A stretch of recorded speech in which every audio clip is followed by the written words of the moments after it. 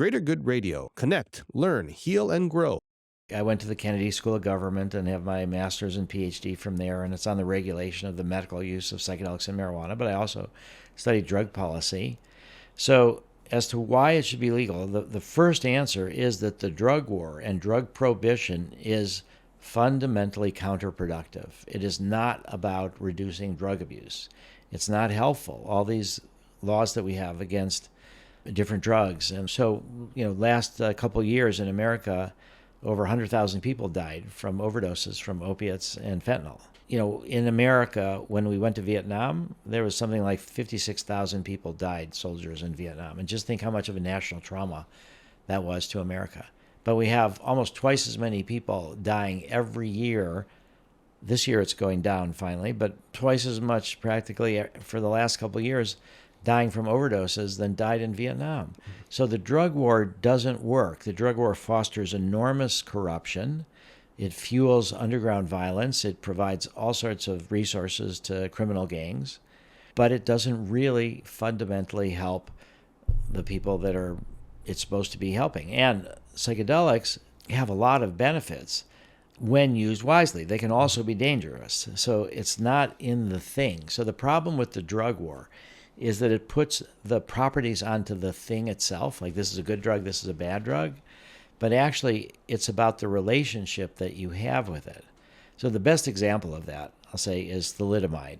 So we heard about thalidomide in the 60s, that women took it for morning sickness, for being pregnant, but it produced incredibly deformed babies. They would be born without limbs. Thalidomide was considered the quintessential bad drug, but now it's a medicine. Mm-hmm. For cancer and leprosy, certain kind of things, constricts blood vessels to cancers. And so it's made into a medicine under very careful ways. There's a patient registry. They make sure that no pregnant woman ever gets it again. But it's something that is, depending on how it's used, it's either good or bad. The other thing about the drug war is that it's been used to persecute minorities. That's been one of the main ways. So that one of the first laws actually against drugs in America were against opium in the 1880s or so, and this was when the Chinese laborers were helping to build the railroads, and then they completed some of that work, and then they were competing for other jobs, and so we couldn't criminalize that, but their drug use, which was opium, was criminalized. Marijuana was criminalized because it was used by African Americans and Mexicans. After alcohol prohibition was instituted in America, it was a terrible thing, and then it was replaced.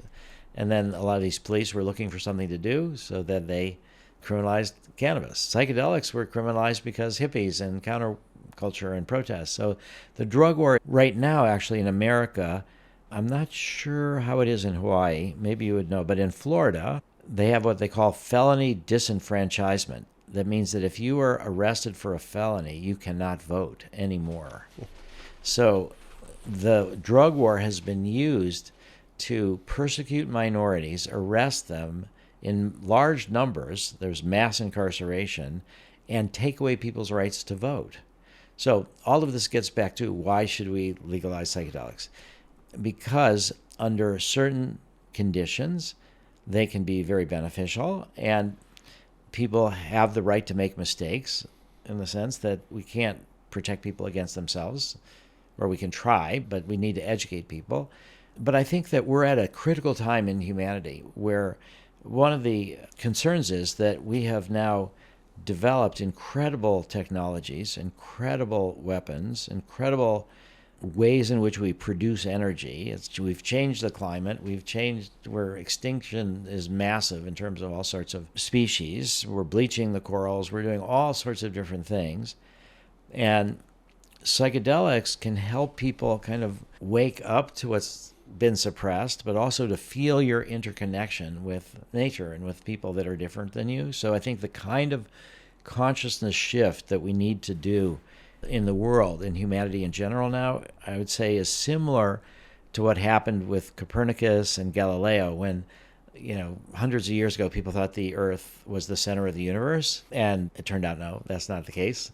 But we also tend to think now that we are the center of the universe, individuals, and that this idea that we need to move beyond to realize that we're part of this bigger system and work to protect it.